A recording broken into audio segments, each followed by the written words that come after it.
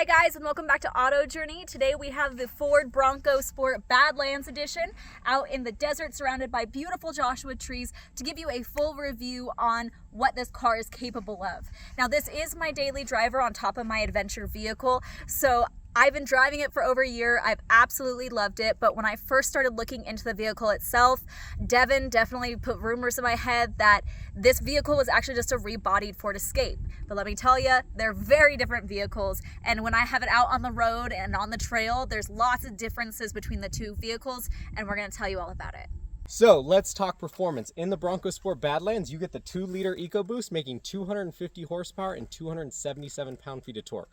One of the reasons we ended up with the Bronco Sport Badlands is because this is the only model or the only trim that you can get this specific engine. If you go with any other trim within the Bronco Sport, you're only going to get that EcoBoost 1.5 liter, which is a smaller engine, makes less power.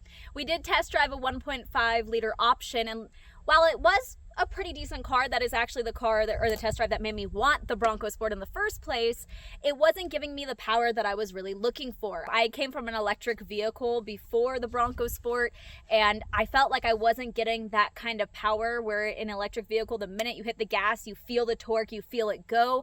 When I was in the 1.5 liter version, it was just a little bit too slow to get moving. Let's talk about the exterior design of the Bronco Sport and specifically how it differentiates itself from the Ford Escape. Well, with the Bronco Sport, you're actually a little bit narrower, perfect for those off-road trails. You're a little bit shorter lengthwise. It actually has an 8-inch shorter wheelbase, but you are a little bit taller, creating this rugged and aggressive, boxy off-road vehicle. You also get a unique daytime running lights on the Badlands edition here. We do have the circle and the line on this edition, whereas on the other editions of the Bronco Sport, you're gonna get just the line. Now this really spoke to me because originally I wanted the big size Bronco, not the Bronco Sport, and they have those same unique daytime running lights. Now they're slightly different because it's a different vehicle, but these ones kind of mimic that, and that made me really happy.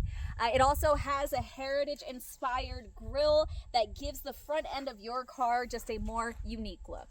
We're on the inside of Erica's Bronco Sport Badlands. Erica, why don't you tell them about the interior? Well, the interior of this car is definitely built for adventure, with rubberized flooring as well as all-weather floor mats that came with my Badlands edition. It's easy to clean in case of mud or water or sand if you're taking it to the beach. The actual seats themselves are made of a nice cloth as well as like a neoprene material along the sides here, which is great for me because I happen to spill my morning coffees and chai teas in here, and it has not stained anything. It hasn't ruined anything. In fact, it was an easy cleanup, which makes it easy for not just adults who are clumsy, but even if you have children to fit in the back, it's going to be easier to clean up. Also, too, there's like pockets all over the place. As Erica was talking, I saw like a pocket right here. There's some pockets in the back that are zipped. They also have like little areas where you can like hook things to. So definitely a purpose-built interior. So also in this vehicle, they have what are called GOAT modes, spelled G-O-A-T, which stands for goes over any terrain. And they have options such as normal, which is what I usually use. Then they have eco, they have sport, which is Devin's favorite when he drives. They have slippery, which I've actually used on the freeway when there was a lot of rain because I hate the feeling of hydroplaning. So I use the slippery when I'm on the freeway and it's raining a lot. They also have mud and ruts. They have sand, and then they also have rock crawl. Now on rock crawl, it's really cool because it will automatically turn on the front-facing camera. That way you can see exactly how to position your car over those tricky hills or tricky rocks that you're trying to figure out how to get over.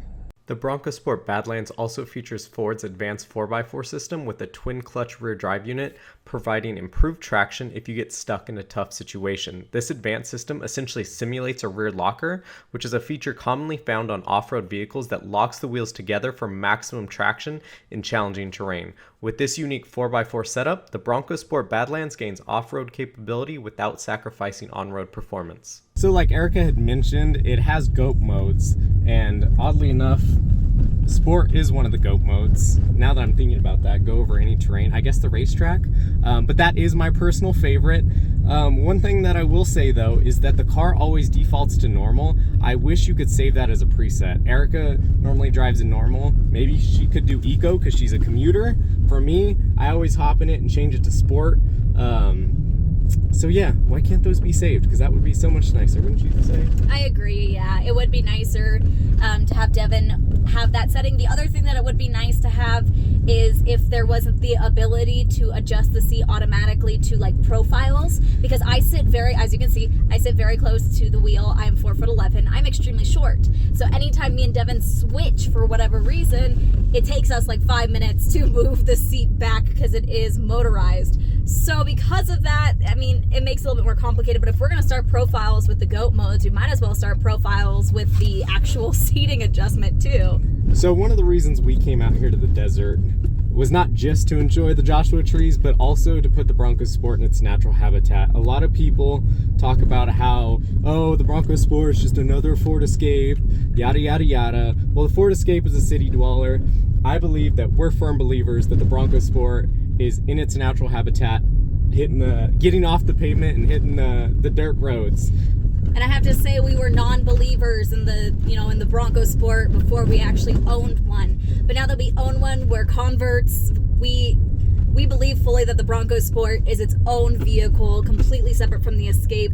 And like Devin said, it's meant for adventure. It's not just meant to stay on the highway and the freeways and the side streets.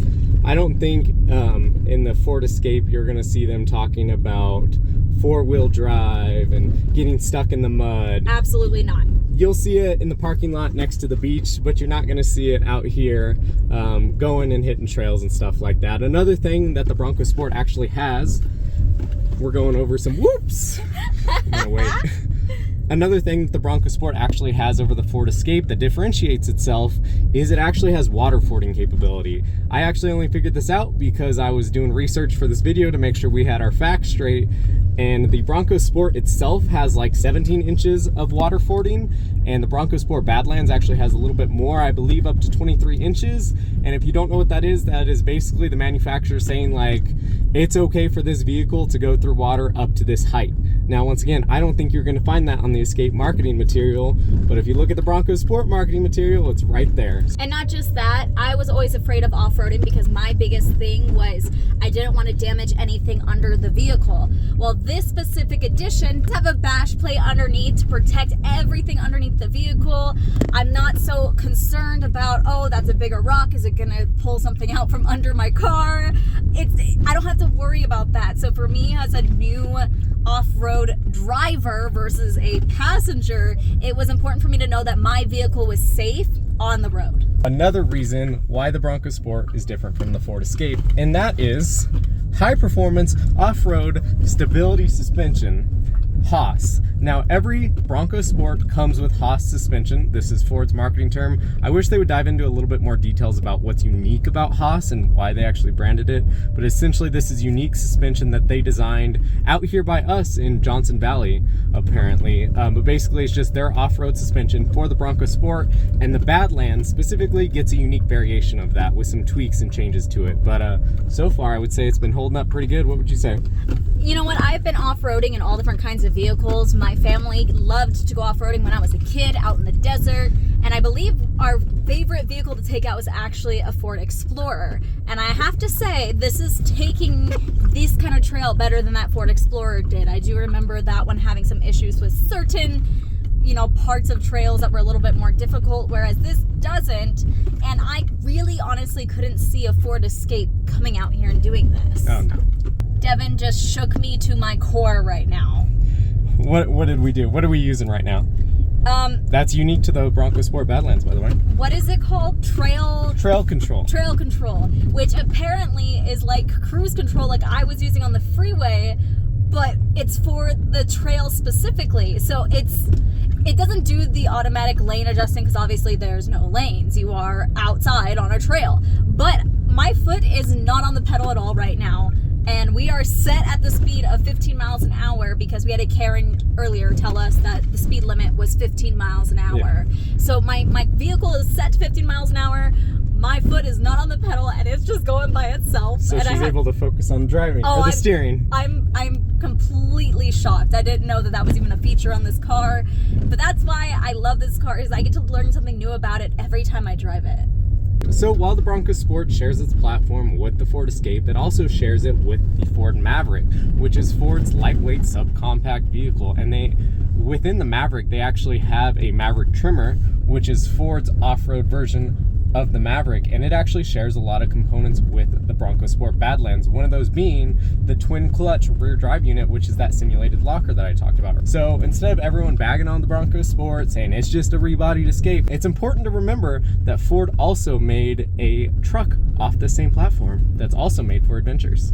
So when I first decided I wanted a Bronco Sport over any other vehicle, Devin did all the research for me, found cars that were close, enough that we could drive and go get it. So he finally found one that had a color that piqued my interest, and that was the Cyber Orange Metallic Tri-Coat, which it's just beautiful. And I call it yellow. I know it's orange, but my favorite color is yellow. So the actual car itself, it's a yellow car to me, and the interior details match the color of the outside of the car. So it makes me happy both inside and outside the vehicle, as well as it just happened to have some of those more expensive upgrades. It was a vehicle that somebody probably pre-ordered and then they saw it and decided they didn't want it after all. So we got quite a few upgrades that we didn't even know we were getting until after we took it home.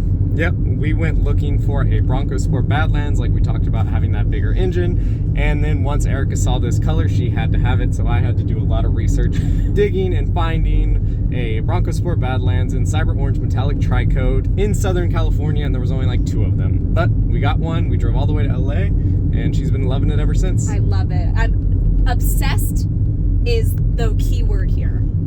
One of the best things about this Bronco Sport Badlands was an optional package that we added on, which was the Ford 360 Co-Pilot Assist. Basically what that gave us was adaptive cruise control. So when you're on the freeway, it will keep pace with the car in front of you, but it also includes stop and go. So if for some reason the highway came to a stop, the car will stop. And we have actually used that multiple times. Yes, we have. Driving in traffic to LA and stuff. So that's been honestly like one of the best things ever. It's not a self-driving car, but I would say it's like 70% of the way in terms of, taking commutes and road trips. It's pretty darn close. Yeah, like I said, we've gone to Universal Studios and we threw on a podcast, and I set the adaptive cruise control, and it was just like easy peasy. And then after Halloween Horror Nights, I would drive us back home. It's at 2, it ends at 2 a.m. I am driving for about 2 hours, going till 4 a.m. I'm tired. The vehicle with the adaptive cruise control really helps, but not just that. The car also detects if you're getting tired.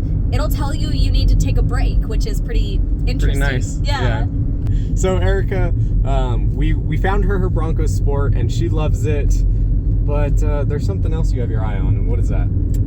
I have my eye on I call it the big boy Bronco, but really it's just the full-size Bronco, but more specifically in the Heritage Edition, which is an edition that has been released just this year, and the interior package is completely different. The dash is white, and it just has a more vintage feel, which is basically everything I said that I would do to this vehicle if I had the option to modify it. So it's a beautiful car. If you've never seen it, go look it up, because you will not regret looking at a picture of that car. And it's not just the Heritage Edition. Let's be real here. The fact that the bigger Bronco also exists is kind of a sticking point for her. She does love the Bronco. We were actually looking for a Bronco when we purchased this, but it was at the height of everyone buying cars. You couldn't just hop on a lot and buy a Bronco. Oh no. So we saw the Bronco Sport, we test drove it. Even though we initially test drove the 1.5, we knew the 2-liter existed, and I was familiar with that motor. So we went ahead, and once she saw the Cyber Orange Metallic Tri-Coat, she knew she had to have it. I was done. That being said, the fact that the Bronco does exist, and the Heritage Edition specifically, has made her think twice. Not because she doesn't love the Bronco Sport, because she definitely does, but the Bronco. So I would say get a Bronco Sport if you don't mind a smaller vehicle. If you're like, I like being tall and high off the road, you might want to just go for the Bronco. Don't buy the Bronco Sport thinking it'll be good enough, because if you have your eye on the Bronco, you might be disappointed. That would be the one piece of advice that we have. I would also say one of my coworkers is a 6'7" man, and he has looked into my vehicle a few times because he's thought about if he wants a Bronco or a Bronco Sport. The Bronco Sport, he said, is too small for him. So he does like the more roomy aspect of the Bronco. So if you're taller, I would also look into the Bronco over the Bronco Sport. And And that wraps it up for this video. We're heading home. It's getting dark. So we hope you enjoyed this review and long-term impressions of owning a Ford Bronco Sport Badlands. And we hope that we showed you that the Ford Bronco Sport is not just another Escape. If you're in the market for a new vehicle, seriously, just go give it a test drive, because I was not sold on this vehicle until I was behind the wheel. And once I was behind the wheel, I felt right at home. So really, you should give it a try if you're in the market. Also, thank you to all of our subscribers. We appreciate you guys so much. If you're not a subscriber, you should subscribe to us at Auto Journey on YouTube, as well as comment or give us any questions down below. We love reading the comments. Even after a year of posting videos, if we see we get a comment, we go back and look at it. So please feel free to comment or ask us questions down below. We'll see you in the next one. Bye, guys.